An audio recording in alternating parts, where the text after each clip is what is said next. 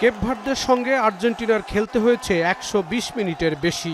রেফারির শেষ বাঁশি বেজে উঠতেই জয়ের আনন্দে আত্মহারা মেসি ভক্তরা।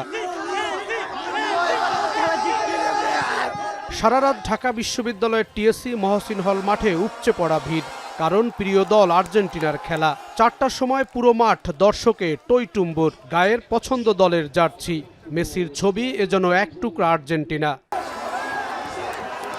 কেপ ভার্দের সঙ্গে ২৯ মিনিটে প্রথম গোল করেন লিওনেল মেসি। সঙ্গে সঙ্গে উচ্ছ্বাসে আত্মহারা আর্জেন্টাইন ভক্তরা। এগিয়ে যাওয়া আর্জেন্টিনার প্রতি দর্শকদের আত্মবিশ্বাস তখন তুঙ্গে।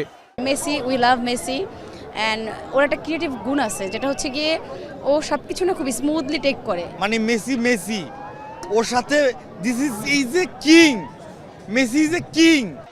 বিরতির পর আক্রমণে সাহসী হয়ে ওঠে কেপ ভার্দে। ৬০ মিনিটে সমতা আসে খেলায়। কেপ ভার্দের পক্ষেও দর্শকদের সমর্থন। অতিরিক্ত সময়ের খেলায় মেসির কর্নার কিকে রোমেরোর হেডে এগিয়ে যায় ম্যারাডোনার দেশ। মেসি তো আগুন, মানে কি মেসি মারে না মানে কি আর্জেন্টিনা জিতে গেছে। আমার প্রত্যাশা এবারের বিশ্বকাপও আমাদের আর্জেন্টিনার হাতে উঠুক।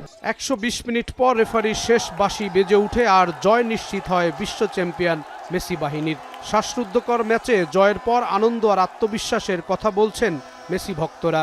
আজকে যে খেলা হয়েছে আর্জেন্টিনা যা দেখাইছে কোপে ভার্দে আমাদের হারিয়ে দিবে পারে না। মতো খেলা হয়েছে ভাই, 2022 এরকম খেলা হয়েছিল।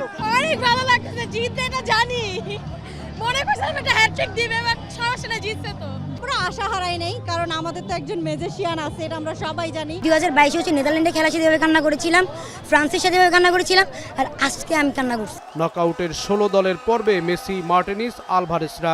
এ যাত্রায় উতরে যাওয়া স্কালোনির শীর্ষরা নতুন করে আরও আত্মবিশ্বাসী ও নান্দনিক খেলা উপহার দেবেন, এটাই প্রত্যাশা করেন আর্জেন্টাইন ভক্তরা। জাহিদ হাসান, এখন, ঢাকা।